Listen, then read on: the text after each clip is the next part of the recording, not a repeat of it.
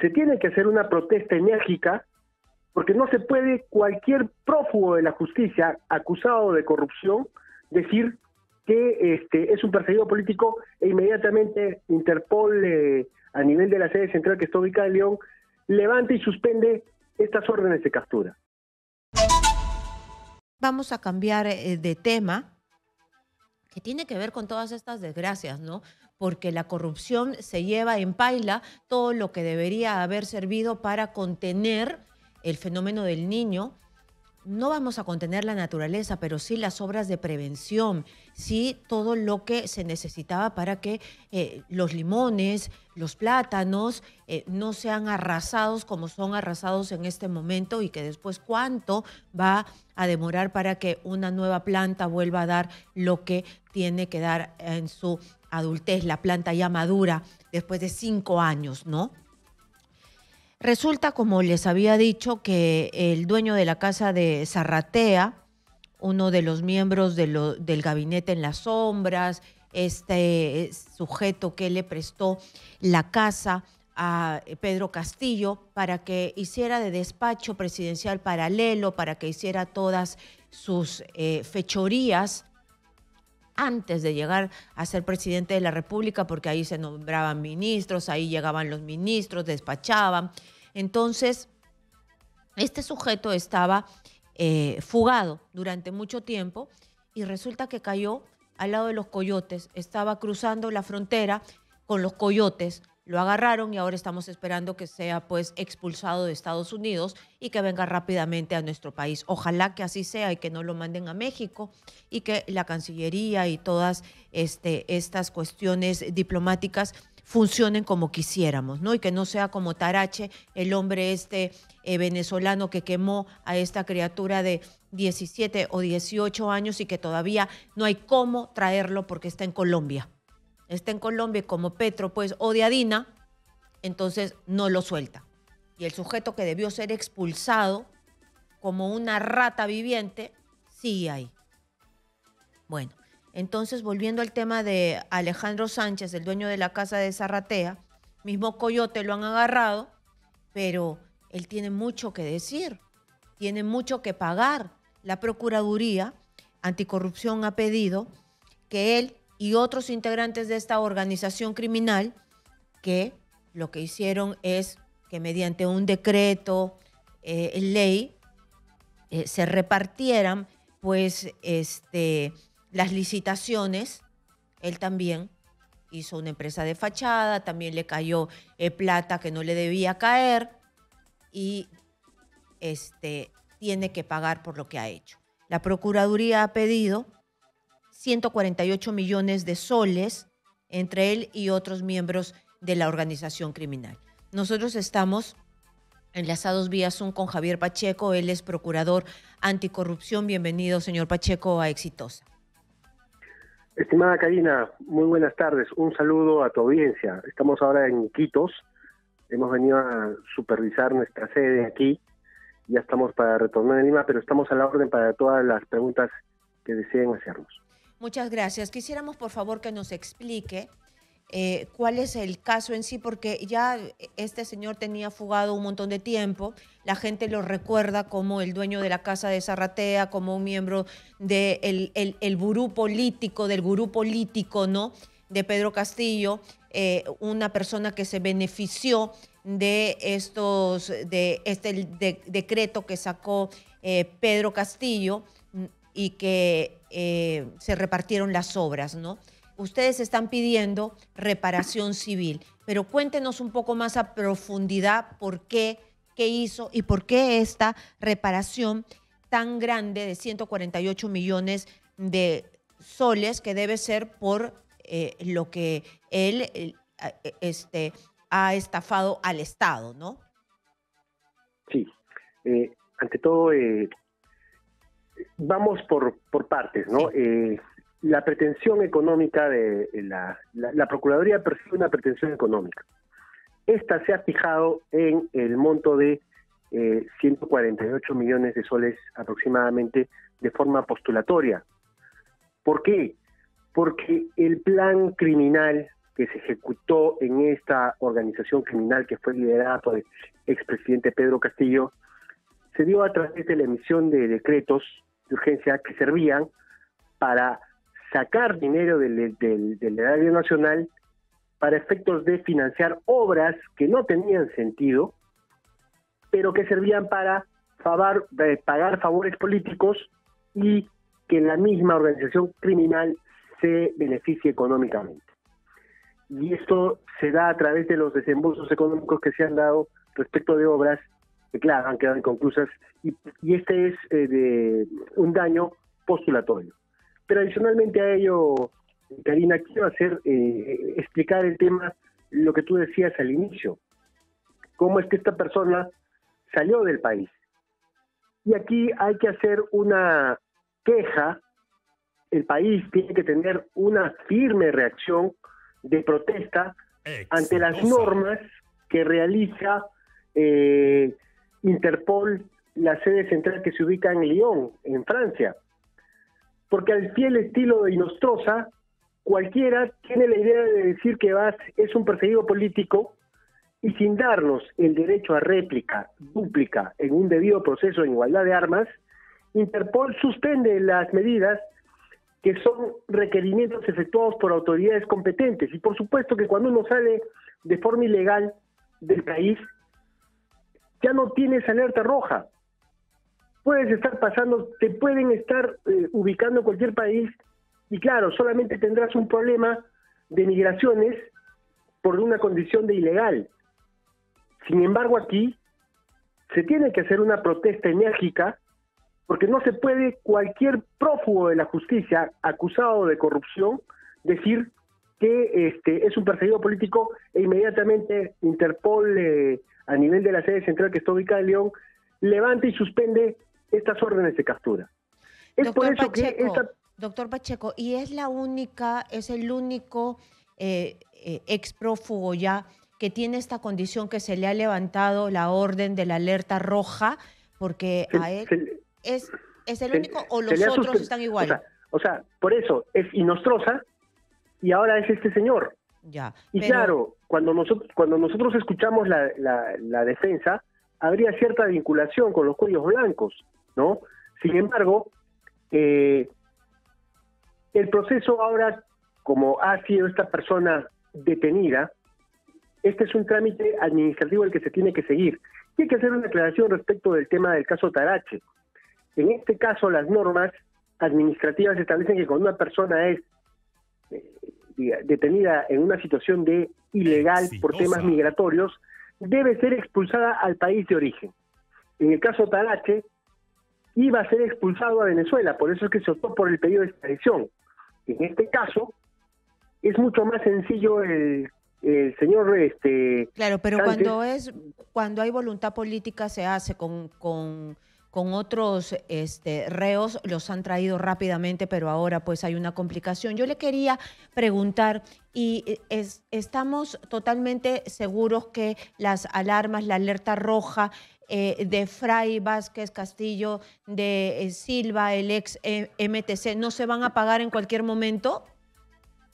Lamentablemente, quien tiene que darnos esa razón es Interpol, sea la sede de Interpol Lima, para verificar si es que las órdenes se encuentran vigentes a nivel internacional. Entonces, mire usted, este es un tema tan restringido y tan reservado que aquí habría que hacer, como le repito, una protesta enérgica del país, porque no puede, vía un trámite administrativo, eludir a la justicia. Eso es gravísimo, porque prácticamente están haciendo caso omiso al requerimiento de la justicia que hace un país. Y claro, con un recurso administrativo, aquellos que tienen recursos se van a Lyon, lo presentan y dicen: soy un perseguido político porque se me ocurre, e Interpol inmediatamente procede a hacer la suspensión de estas medidas. Habrá que verificar y habrá que establecer, y esta es una labor del Poder Judicial, porque a quien le están cancelando su requerimiento de captura nacional e internacional es al Poder Judicial, y es el ente competente el que tiene que reclamar y ver la vigencia de sus órdenes. Esto es dentro de un proceso llevado con arreglo a derecho. Exitosa. Y en esa línea, nosotros, por supuesto que sabemos el procedimiento, nos hemos enterado porque hemos pedido información, pero quien tiene que estar al tanto de la vigencia de sus órdenes, ¿quiénes son? Ministerio Público, Poder Judicial. De acuerdo, de acuerdo. Y además que frente a este atropello se debería reaccionar rápidamente, que todo el país lo sepa y que se eviten esta clase de escenarios. Si es que no cae como coyote, podría estar entrando a cualquier país sin ningún problema. Regresando al tema de Alejandro Sánchez, ¿cómo me explica el tema de estos 148 millones de soles de reparación civil entre varios? ¿Qué es lo que ustedes proponen, no?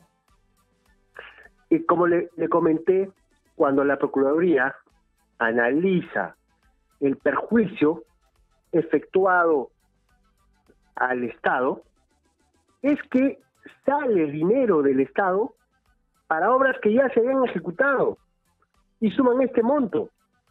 Entonces, postulatoriamente, porque todavía no se ha llegado a determinar el total del daño que se ha infligido, porque todavía estamos en un proceso en donde ya hemos pedido la constitución del actor civil, todavía no se ha llevado a cabo la diligencia, pero postulatoriamente hemos determinado que el monto de estas obras, en varias, porque el desembolso fue mayor, pero hasta donde hemos podido identificar preliminarmente, el desembolso fueron para obras que ya se habían ejecutado, las obras de saneamiento.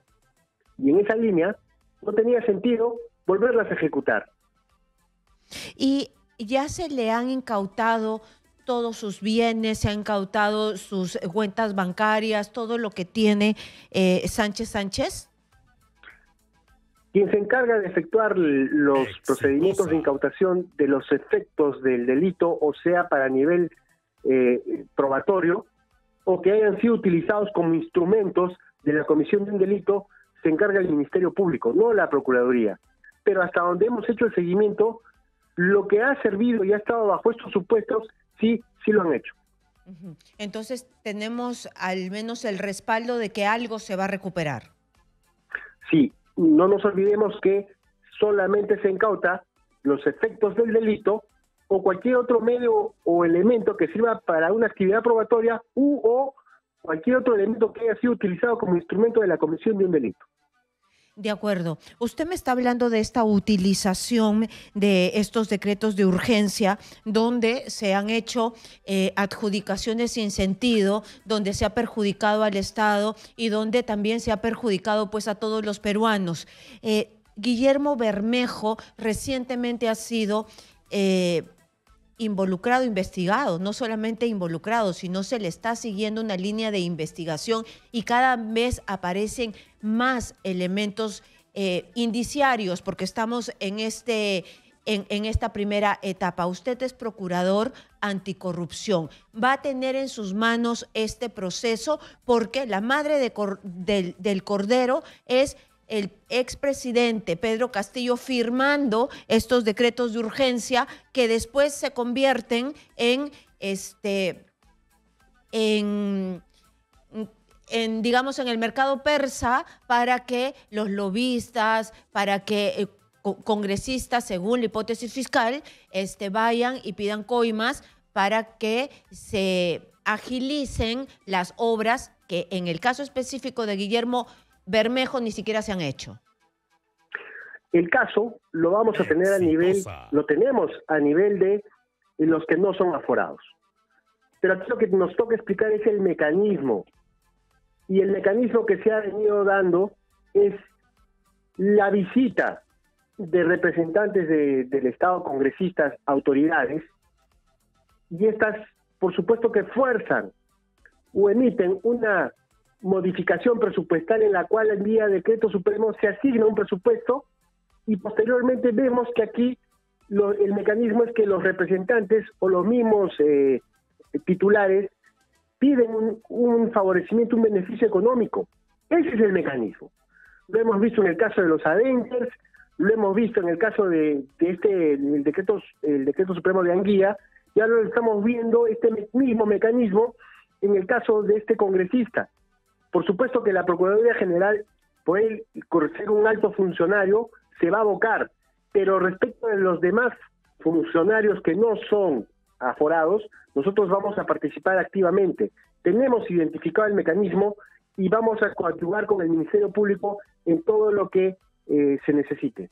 Es decir, procurador, usted no va a investigar a Bermejo, pero sí va a investigar a los alcaldes, a los gobernantes regionales, a todos los demás que formarían parte de la mafia. A los que no son altos funcionarios, a los que no son congresistas y que se vea por la investidura en la vía en la que me toca ver a mí por competencia, sí lo vamos a participar. Entonces, mientras que, como repito, al Procurador General va a participar en este caso de los aforados y lo viene haciendo activamente a través de la unidad funcional de altos funcionarios.